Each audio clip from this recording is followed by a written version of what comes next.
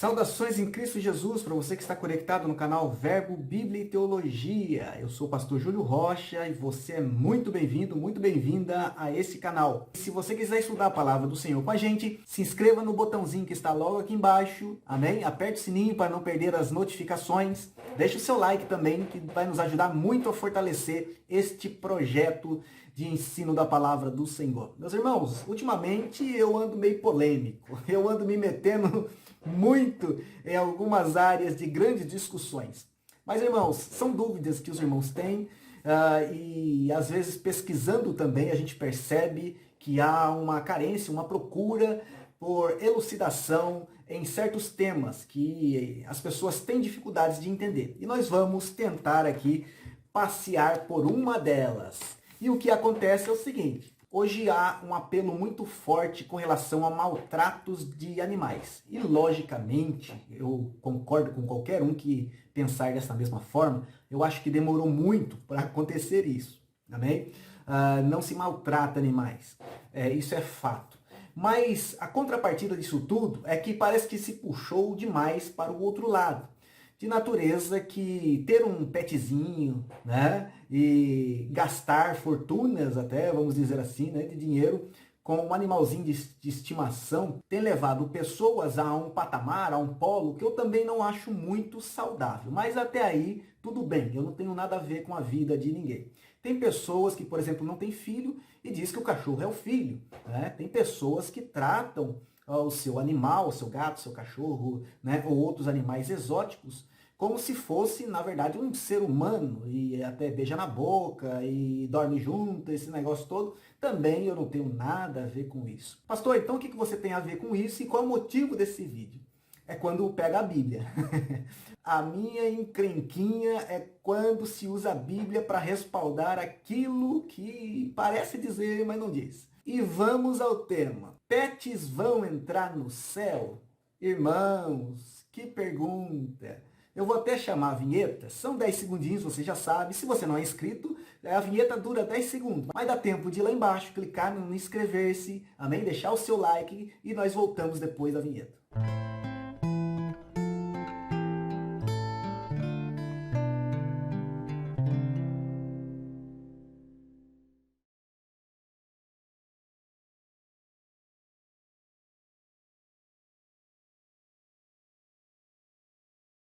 Ai, meus irmãos, e não é que tem gente aí dizendo que cachorro, gato, quando morre vai para o céu? Eu sei que tem pessoas que são muito apegadas. Na verdade, se você tiver um petzinho fofucho, e principalmente aquele que você entende ele parece que te entende, né? Aliás, esses dias eu estava pregando numa igreja, até falei sobre isso, que tem gente que, falando sobre a condição animal e a condição do ser humano, e em certo momento eu disse, tem gente que pensa que cachorro é gente. E uma irmã se manifestou lá atrás da igreja, dizendo, o meu é.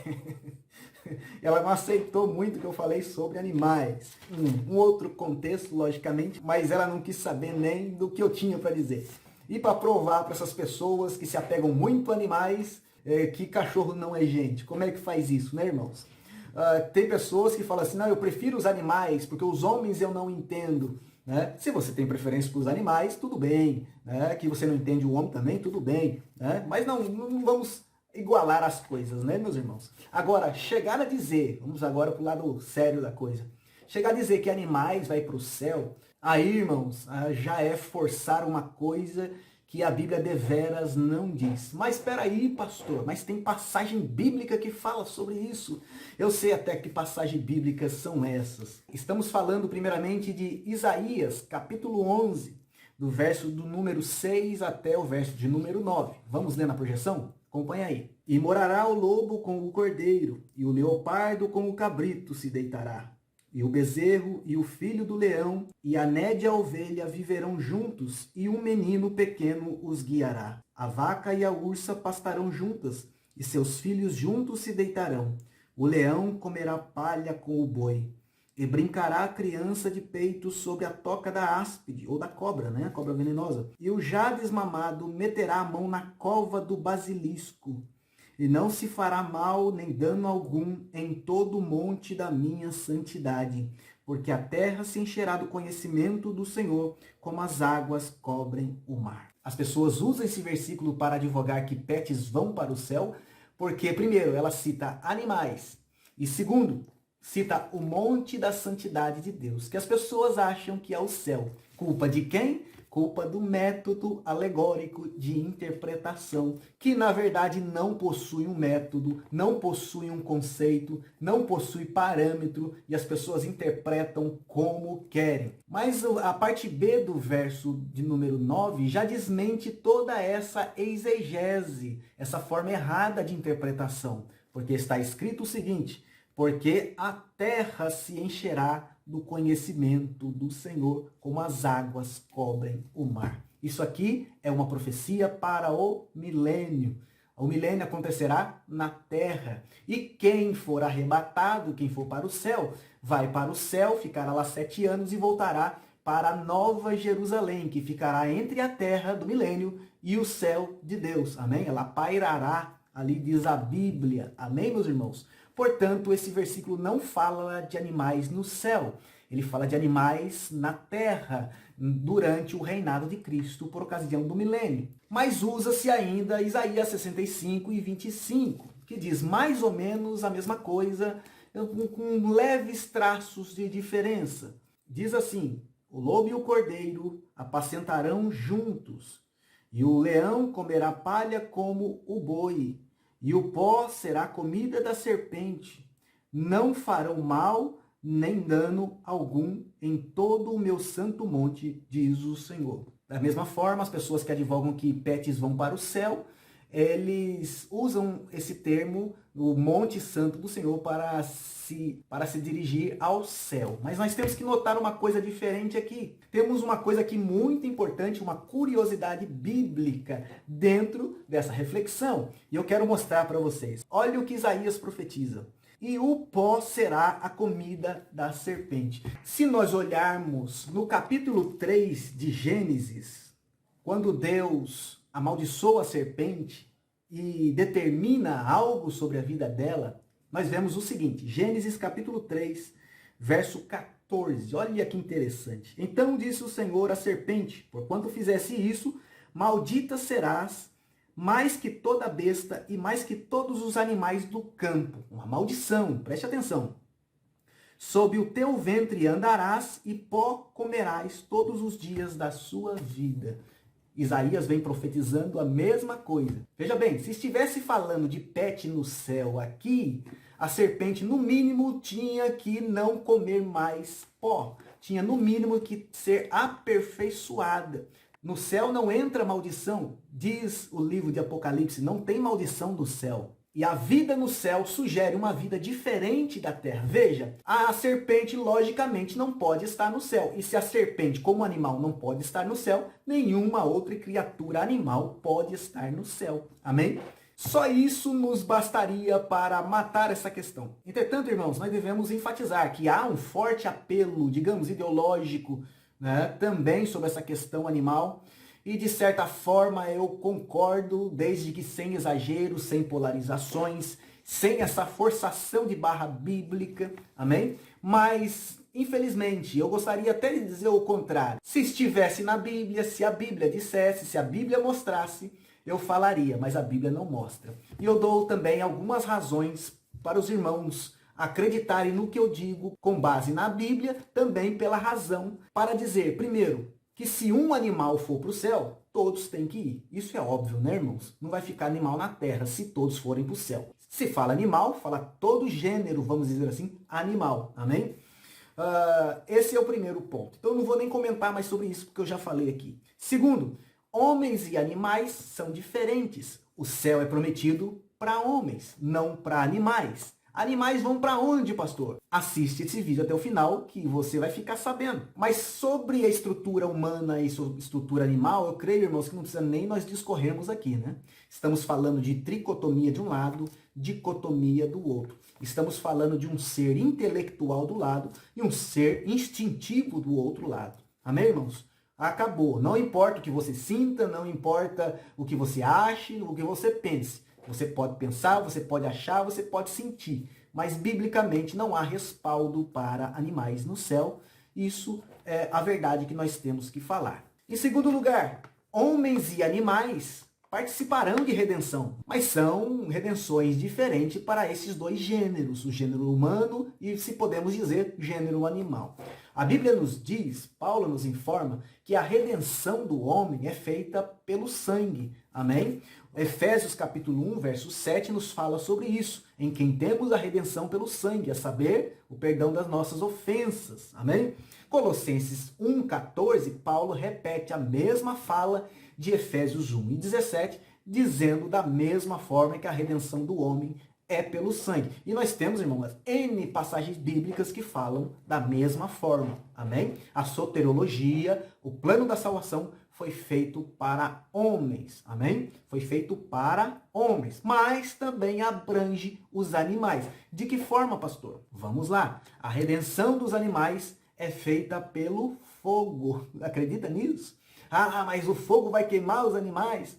Logicamente que parte deles sim, por questão do juízo de Deus, amém? Mas esse fogo aqui é o fogo que vai restaurar a própria terra, para criar uma terra nova, amém? Para restaurar, para limpar a terra, para que no milênio possa se cumprir tudo que nós lemos aqui em Isaías capítulo 11 e também Isaías capítulo de número 65 e 25. Amém, irmãos? Ah, pastor, tem base bíblica isso? Claro que tem, eu não falaria se não tivesse. Romanos capítulo 8, do verso 19 até o 23. Vamos ver o que está escrito lá? Olha, irmãos, mais explícito, mais explicado do que isso que Paulo escreveu, impossível. Porque a ardente expectação da criatura espera a manifestação dos filhos de Deus. Para um pouquinho aqui, vou explicar versículo por versículo para os irmãos. A própria criação, segundo Paulo, tem isso, esperando o quê? A manifestação dos filhos de Deus. O apóstolo João diz, ainda não é manifesto o que haveremos de ser. Amém? É essa manifestação que a natureza está esperando. Prossigamos. Porque a criação ficou sujeita à vaidade. A vaidade aqui é no termo pejorativo, tá, irmãos? Tem sentido de impureza. Amém? Não por sua própria vontade. Até porque, abre um parênteses aqui, a criação não tem vontade. E Paulo explica, mas por causa do que a sujeitou. Quem foi que sujeitou a natureza, irmãos? Vamos lá, Bíblia, irmãos. Aqui é Bíblia. Gênesis capítulo 1, verso 28. Vamos ver o que está acontecendo aqui? E Deus os abençoou, e Deus lhes disse, frutificai e multiplicai-vos, e povoai a terra, e sujeitai-a, e dominai sobre os peixes do mar, sobre as aves do céu, e sobre todo o animal que se move sobre a terra. 29. E disse Deus, eis que vos tenho dado, abre parênteses aqui, não só animais, mas o que mais? Fecha parênteses, vamos para o texto. Toda a erva que dá semente, que está sobre a face de toda a terra, e toda árvore em que há fruto de árvore que dá semente, servosão para mantimento. E todo animal da terra, e toda ave do céu, e todo réptil da terra em que há alma vivente, toda a erva verde lhe será para mantimento. E assim foi. Voltando a Romanos capítulo 8, segundo Paulo, a vaidade tomou conta da criação, tanto o vegetal quanto o animal, por causa da vaidade do próprio homem que sujeitou a terra. Ou seja, toda criatura está sofrendo a consequência da natureza pecaminosa do ser humano. Isso é o que Paulo está dizendo. Continuando o texto. Na esperança, esperança de quem? A mesma expectação da criatura, na esperança de que também a mesma criatura será libertada da servidão, da corrupção, para a liberdade da glória dos filhos de Deus. Veja, irmãos, que a redenção da natureza está associada à liberdade da glória dos filhos de Deus. Assim que nós assumirmos corpos celestiais, através do arrebatamento, a natureza vai começar a se libertar desta vaidade humana sob o tratamento de Deus com a humanidade pela grande tribulação. E agora Paulo explica mais detalhadamente esse conceito. Porque sabemos que toda a criação geme e está juntamente com dores de parto até agora. E não só ela, mas nós mesmos, que temos as primícias do Espírito, também gememos em nós mesmos, esperando a adoção, a saber, a redenção do nosso corpo. Amém? Pedro vai falar que a terra que existe hoje, ela vai ser consumida pelo fogo. Logicamente entendemos que em meio a esse juízo, Deus vai guardar espécies para que possam povoar o milênio, para que possam se reproduzir no milênio novamente e alegrar a natureza que Deus criará por Jesus Cristo através do milênio. Portanto, a redenção humana é através do sangue e a redenção da natureza é através do fogo. Se você ler a Epístola de Pedro, se você ler Apocalipse, você vai entender o que eu estou dizendo. Terceira premissa: no céu só entra com o corpo do céu. Amém? O cachorro, o gato, o cavalo, o leão, a áspide, tudo tinha que ter corpo glorificado. Mas só será dado corpo glorificado às únicas pessoas que morarão no céu, a saber, aqueles que são lavados, remidos no sangue de Jesus. Afinal de contas, somos todos um mesmo corpo de Cristo. A cabeça já está glorificada e o corpo será também. Cachorro, gato, pet, animal não fazem parte do corpo de Cristo. Amém, irmãos? Felizmente ou infelizmente, depende do ponto de vista de cada um. Essa é a realidade bíblica. Filipenses capítulo 3, verso 20, nos revela uma expectação de Paulo muito gloriosa. Nós esperamos a nossa pátria de cima, de onde receberemos corpos segundo o corpo do nosso Salvador Jesus. E ele diz mais: nós trocaremos nosso corpo cansado, eu vou aqui adicionar algumas palavras, enfermo, nosso corpo defeituoso, amém? Para ser conforme o corpo glorioso de Jesus. E isso não acontecerá com animais. O apóstolo João, a quem foi dito: o que vês, escreve, ele diz o seguinte em Apocalipse capítulo 21 e verso de número 3 da revelação do Apocalipse. E ouvi uma grande voz do céu que dizia: eis aqui o tabernáculo de Deus com os homens, não é com animais. Amém, irmãos? Tabernáculo é para homens. Pois com eles habitará, e eles serão o seu povo, e o mesmo Deus estará com eles, e será o seu Deus. E também nós entendemos que só terá pessoas no céu, porque para entrar no céu precisa passar por Cristo. E para passar por Cristo precisa se arrepender. E para se arrepender precisa ter uma alma e um intelecto para ouvir a palavra e responder ao evangelho. Coisa que animal não tem. Amém? Diante disso, eu posso subdividir esse terceiro item, né, na seguinte premissa. João viu muitas coisas no céu, mas animal, pet, esses negócios, não viu não, irmão. Não viu não. Amém? O anjo disse: o que vê, escreve. Ele viu, escreveu, não tinha.